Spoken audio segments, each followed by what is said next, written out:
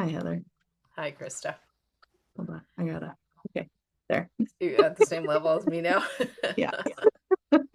We started noticing that our heads weren't level, so we Yeah. fixed them. Rearrange our chairs. Um, it's a little funny to me how, not funny, but like we were talking about what we wanted to talk about today, and what we decided on was to go a little more into the blog post you just, or the Substack post that you just published about cults and influencers and that sort of thing. And then as I adjusted myself, I'm like, oh, here I am adjusting myself for our little screens here So that we look perfect. so that we can Or influence you. you can read it on an entirely different level. You could also read it as you and I are determined to be equal and not This is elevate true. ourselves above This each is other. true. This is true. It might surprise people to know that I did not become your business partner in order to glom off your fame and your fortune and to steal all your ideas and, become famous myself. Yeah. In fact, I have very much resisted having my face in these things for a long Exactly. time Yeah. The fact because that I you're didn't even on this actually, video is a sign that you you had to work through some of that I've resistance. grown or Yeah. something. Yeah. And part of the reason I never wanted to is because I had a front row seat to some of the stuff that you had to deal with as when you were sort of more at the peak of your influencer Yeah. um, game or whatever you want to call it. I don't even know Yeah. what to call it anymore. It feels I so don't either. long ago in some senses because the algorithms have changed so much that being an influencer in this day and age is such a different thing than it was when Yeah. you were first starting to Yeah. build your business. And I have Um, very honestly very little influencer status. Like if anything I've lost it, and then I got off social media for a year, so I kind of shot myself in the foot in terms of building any influencer status, which yeah. is perfectly fine because as I wrote in the post, I have an uneasy relationship with that anyways, that as a construct. But yeah, there was a time when I certainly felt the pressure of that a lot more than I do now. Yeah. Yeah, and I guess I'm a little curious about that because you have been, obviously, as you just said, kind of resistant to the trappings of, the influence culture that our attention economy has kind of exacerbated over the last however long that's been a thing. We are not content machines, you and I. We don't have the interest or the time to pour into creating posts every single day and then editing them and making them look very Yeah. slick. So we're not very good at the trappings of being influencers. And yet these are kind of the waters that we have to try to find our way in and try to be seen in because it's one of Yeah. the only ways to get our work out there to some extent. So it's in addition to being an anti-capitalist Yeah. company, which is the first strike against us, but we're also kind of anti-influencer as a company, which is maybe our other Yeah. hindrance in today's economy, Yeah. for better or worse. But I think it's for better, actually, like our anti-cult stance that we have been pretty consistent about right from the Yeah. get-go. Yeah. Yeah, and I think we have been intentionally living in this space of distancing ourselves from that kind of culture because we want to be able to critique the culture a little bit, name the problems in it, but also we recognize that we build better content, we build more meaningful programs when we are not embroiled in having to be influencers because there's a Yeah. level of pressure and perfectionism and trying to live up to people's expectations and be curated in our lives, and that that is not healthy for the kind of work we do, because in the kind of work we do we have to show up with vulnerability and authenticity and being messed up sometimes, and allowing people to be messed up and modeling that for other people. And that doesn't lend itself well to being the kind of social media influencer that gains fame and notoriety and money from it. And so it is a tension point. Like you say, we know we have to some degree, like to make a living off of this. You have to be seen. And social media is the place where people get seen right now. And so we live in that tension point of that. But knowing that it is not, that's not the mark of a mature culture when we put Mm, so much reliance and expectation on our influencers. That's not the mark of the kind of culture that we want to build. We want, and this is what we talk about so much in our new program, Become a Grounded Guide, is like we want to be modeling the kind of leadership that is grounded in humanity, grounded in community, grounded in kinship is the language we use, but also then grounded in holding each other accountable, being able to hold both each other's brilliance and each other's like fear and each other's like fumbling and the messy stuff of life, while still being brave enough to be a leader and brave enough to be mhm. out front and put yourself into that vulnerable position of leadership. But it's not, that's not what sells on social media. That's not what gains you a big following. And so we're living in this tension all the time of this is what we believe is needed to begin to shift this culture away from this kind of immature cult of leadership or cult of like influencer culture kind of thing. We need to help people move away from that, and yet we're stuck doing it in order to help people move from it. You know, like it just it feels like a bit of an impossibility sometimes. And it's also what I find as somebody who has lived in it now for about 15 years, it's a little bit difficult to explain to people how it Yeah. feels, to even talk about it. We don't have a real culture of exposing what that feels like because it's like people are supposed to be grateful if they get that fame and notoriety. You're supposed to be grateful if you become a celebrity, not complain about the trappings of Yeah. celebrity. And I've never by any stretch become a celebrity, but you're just supposed to like be happy about whatever's coming your way and not complain about it too loudly because then you sound like you're being ungrateful. So we don't reveal the underbelly of that very much. And that's, yeah, that's also what we're trying to do is, and that's what I tried to do in the post, is like let's actually talk about this as a shadow side of our culture instead of just elevating those people and telling them they have to be grateful for it. Totally. Well, and I had sort of said if we compare something like capitalism to a religion, the heaven that capitalism promises is that notoriety and that fame and the riches Yeah. that come with it and the power that comes with it. So for someone to turn around who has supposedly achieved those things and to be like, actually, it's not that great and it's kind of lonely here and I don't know who to trust and it's not all it's cracked up to be.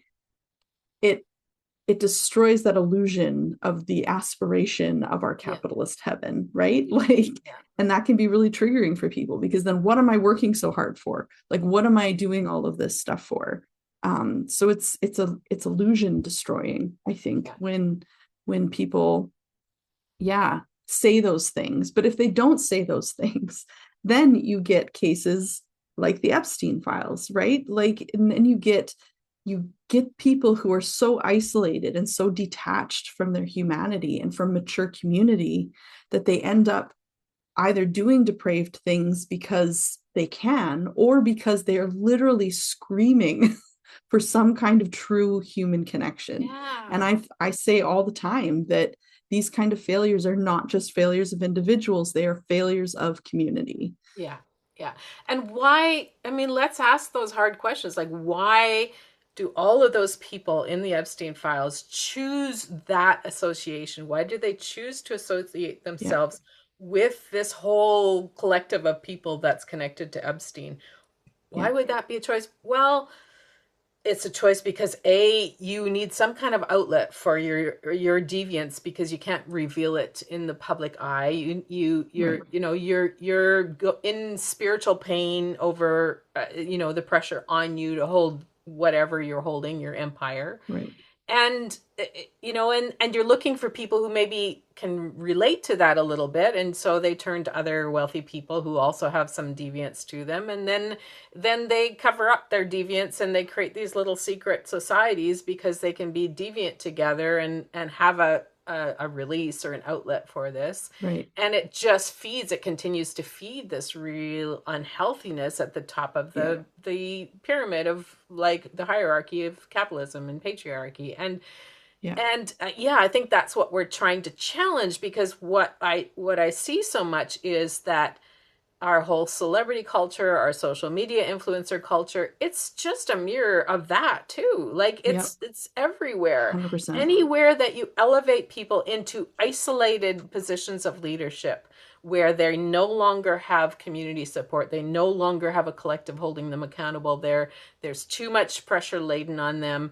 They're going to end up, there's got to be, it's like the pressure valve has to leak out somewhere. And I Yeah. see that in my post before this one was about Deepak Chopra, and I honestly don't know much about Deepak Chopra. I don't know what his life is like. I don't Yeah. know if he has a community. I'm assuming he has no real peers, nobody who's standing alongside him doing the work with him. So he's buddying up with someone like Jeffrey Epstein and doing really unhealthy shit in that context. And I think, Yeah. okay, so why did we allow this to happen? Why are we turning towards spiritual leaders who we've isolated so much that they no longer are held accountable or have the needed support to actually hold the kind of That's right. power and influence we're asking them to hold? Absolutely. Absolutely. And you talked too, even in our call today, about how there is this shift from, having something to say and being vulnerable to all of a sudden becoming the expert. And your ability now to be vulnerable anymore kind of disappears because you were looked to as the expert. Um, and yeah, I don't think we grapple with that enough in our own selves, that our desire is to have someone save us, for someone to know all the answers, for someone to be Yeah. the expert, that we can defer all of this anxiety that we have about the chaos of the world, as I smack my computer. um that chaos and the uncertainty we feel in ourselves, like we're desperate to pass that off to someone else without ever considering what Yeah. that does to the person we're passing it off to. Well, even I read, apparently Deepak Chopra issued an email to his Yeah. following after this has all come out. There's no word of apology in it. He almost turns it into a teachable moment. It's what he's been doing for Mm-hmm. years. Like turns even my own messed up behavior, I'm just going to deflect in Yeah. turning it into, here's an opportunity to learn about yourself from this, without ever acknowledging or naming the fact that I'm in shame, or that I'm, Yeah. that this is, and it just felt so messed up. And it felt so much Yeah. like, you've got no clue. You've written a book on the shadow effect, or was one of the writers of it, but you Yeah. don't even have a clue how to look at your own shadow when No. you're in this kind of pressure to actually be honest about yourself. Yeah. And yeah, I think it's tragic. I think we've built the empires out of spirituality, especially in the Mm-hmm. self-help era, empires that should not exist. If we're going to build Yeah. spiritual communities, we need them to be grounded spiritual communities. We need them to be grassroots.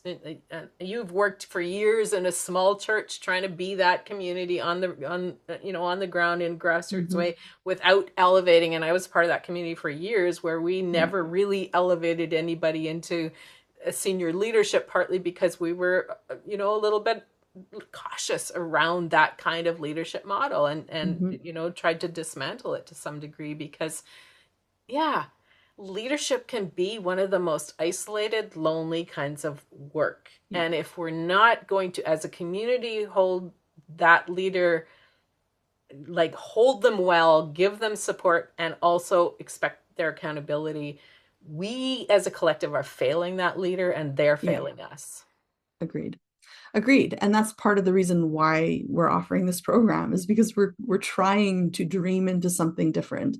We are trying to pick apart what it would mean to have a hierarchy instead of a hierarchy, which Yeah. is such a great concept that you brought up in last year's program, which y'all definitely need to come learn about. I don't remember which module it is, but you I definitely need to think come it'll show to up in the that one. first one. Yeah. And Yeah. when we talk about systems thinking, yeah. Totally, totally. And the other thing that you harp on about, and needfully so, is that we need to replace ourselves as humans into the ecology, and not just that as apart from it. You know what I mean? Yeah. Like, I think we've pulled ourselves out of Yeah. the ecosystem to an extent that we do it now with each other. Like, we're not even just doing it Exactly. Yeah. with the earth, with the animals, Yeah. with the fish and the birds. We're doing it now with each other. We're pulling ourselves out of the the ecological system that Yeah. even we as humans need to be in, right? Yeah. And there's Yeah. that separation is so harmful, and I don't think we really fully grasp how much we harm ourselves when we do Yeah. that. Yeah. Yeah, and in my last post, I quoted, I can't remember his name offhand, but an elder of the Lakota tribe in the U.S., and he Yeah, was talking about how in Lakota tradition there is no dominance. Like it's just no, not, it's not an accepted concept in the culture. And I think, yeah, when I go out into the woods, like I don't see the kinds of dominance that we have adopted into our cultures, yeah, especially in white supremacist cultures and patriarchal cultures. We've built so much hierarchy and dominance into our systems. And if we truly want to address the injustice in the world, if we want to address, don't even climate change, all of that, in mm-hmm. order to address that, we need to grapple with that idea of dominance, and we have to restructure ourselves to be in kinship relationships. And some of that comes from, let's at least first challenge how we've treated leaders and how we handle leadership in general in our culture. That's right. It's not to say we don't need leaders. We do need leaders, Yes, and of we need course. people to take charge in certain times, but we need to create structures of support and accountability and community and around that leader. And then we need to invite them to step aside when they are not, their type of leadership's not needed, and somebody else. That's And right. that's hierarchy that you're talking about, is like, let's make that, let's distribute that power in such a Yeah, way that we're calling on the one that's needed for that particular moment, instead yeah, of somebody living permanently at that, at the that's right. apex of that dominance. Yeah, I think we are envisioning a shifting of our values away from power and money and towards shared humanity, shared kinship. Yeah. Because if we can shift that value system, then everything changes. Yeah. Um, and then we can democratize the economy. Then we can, Yeah. have Yeah. more mature communities. Um, but yeah, Yeah. we need more grounded guides, and we Yeah. want to help you become one. So sign up Yeah. for our program. Yeah. Please join us. I'm really looking forward to the conversations Me we'll have, too. because I think there's some things in this that feel really radical and really Yeah. needed for this moment. And again, just to say that we as leaders of this program do not see ourselves as the experts or the pinnacle of understanding this knowledge, because we're in the learning with you, and that's the only way we know how to show up with Yeah. this work, is let's, because we don't know, we haven't lived in that culture either, the No, one that we're dreaming of. So let's dream it no. together. Let's Yeah. be in the wrestling. Let's be in the dismantling of what we have together. And let's see Let's what see. Let's can see. happen. Yeah. Yeah, in some ways, it's like, you know what? We are living through the worst case scenario right now. We already have that. Yeah, So, exactly. what do we have to lose? Exactly. More information on our website. The first module starts in a couple weeks, so please do sign up for that. If you can sign up module by module. The only module you can't sign up for on its own is module 6. We do want folks to go through the whole program before signing Yeah. up for that. But you are more than welcome to join us for one module or 2 or 3, or mix them up. Yeah, Yeah. but it's all really awesome content, and we would love to see you. We always have an international cohort of learners, which is always amazing, Yeah. and a variety of ages too. Like, we have had, yeah, 20-year-olds, and we've had 75-year-olds. We want the elders, we want the youth, That's we right. want those to be really Yeah. rich, We cross want cultural, men, but we also want cross. women, we want the non-binaries, we Yeah. want we want them all. Yeah. All right, we react a lot because that's what we do. So Yeah. we'll leave it at that. And yeah, hope to see you in our program.